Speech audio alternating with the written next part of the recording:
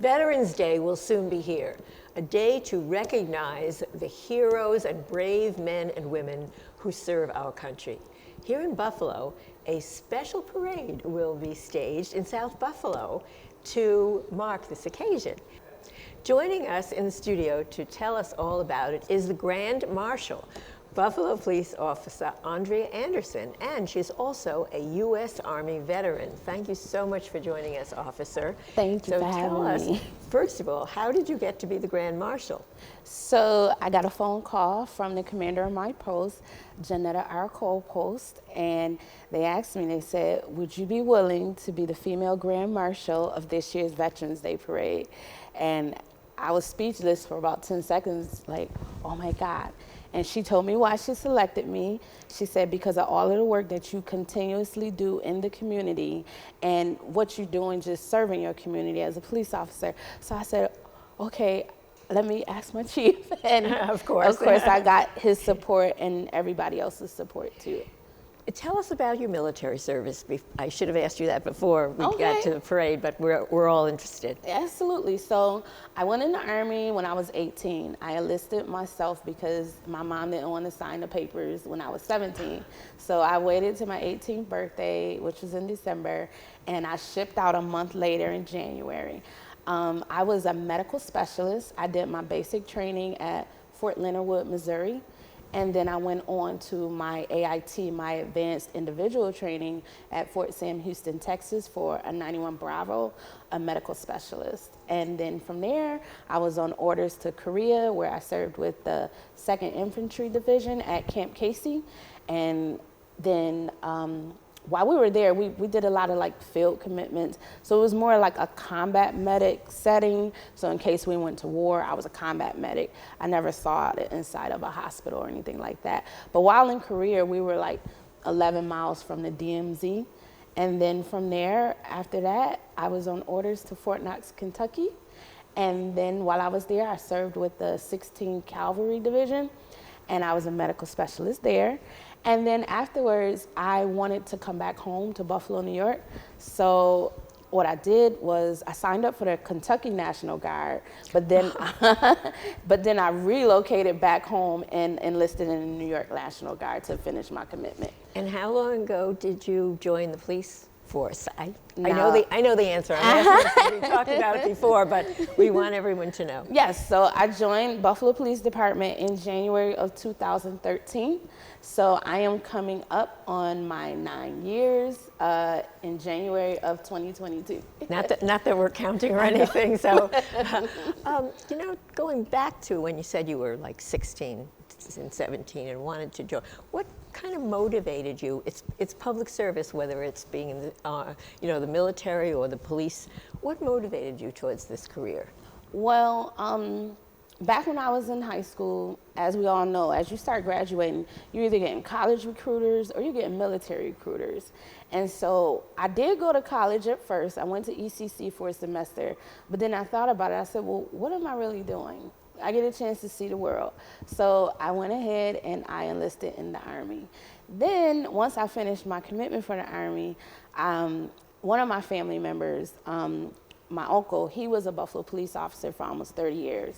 So I signed up to take the exam. I never thought I would be right here because it was like almost 5,000 people who took that exam. And next thing you know, I got a phone call. Are you able to take a physical ability test? And I'm like, absolutely. Like, it's time to either put up or shut up. So I took the test and I just kept going to the next level until it was time to swear in and protect and serve my community. And now I'm here today. I hope you go and tell as much as you can and tell all the young people in our community about your life of service so far, because it's really inspiring. And on Zoom, we welcome Ricardo Estrada and another Grand Marshal, Benny Rodriguez. Hi, gentlemen. Now, Ricardo, could you give us your military background and what this means to you?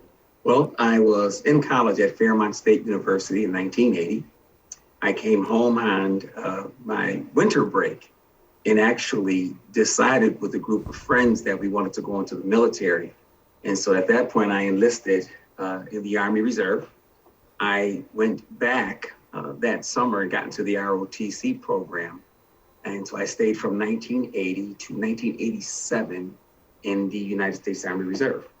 And you still are active, obviously, with the community because you're involved with the parade and the community, correct?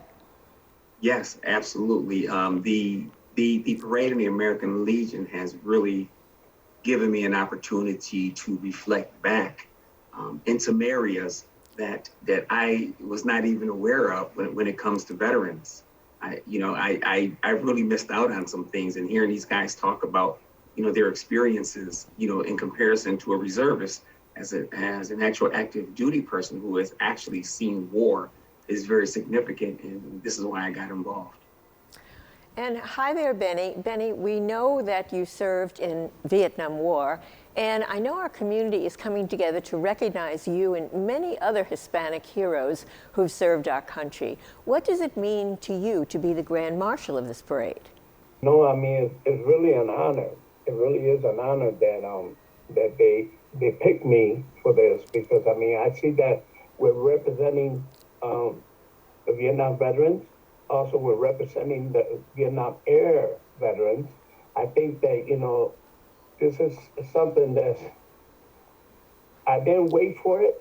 I didn't think about it, but something, when it happened, I had to jump on it, because I mean, it was so important to me to be able to represent, number one, our post, okay, the Gabriel A. Rodriguez post, but also represent the Vietnam era veterans, because I did not go into Vietnam, but I was during the Vietnam era, okay?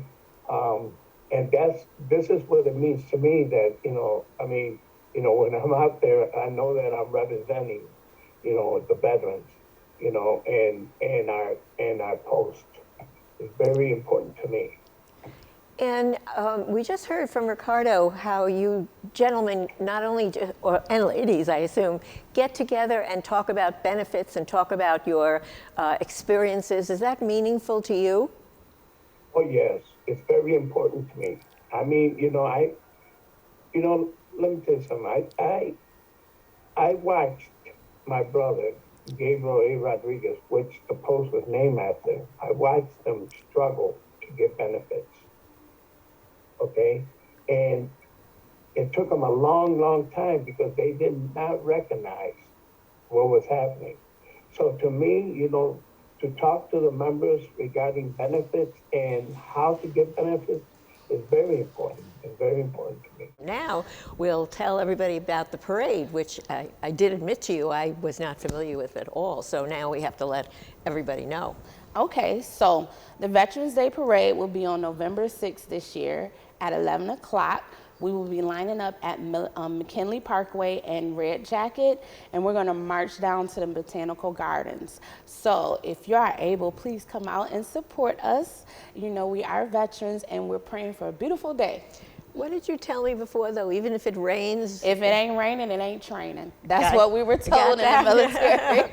But I'm not in the military, so let's hope for good weather. We're going to hope for good weather. If you would like more information, check out the Western New York Veterans Day Parade Committee page on Facebook. WBBZ is a proud sponsor of the event, and we salute all the men and women who serve our country.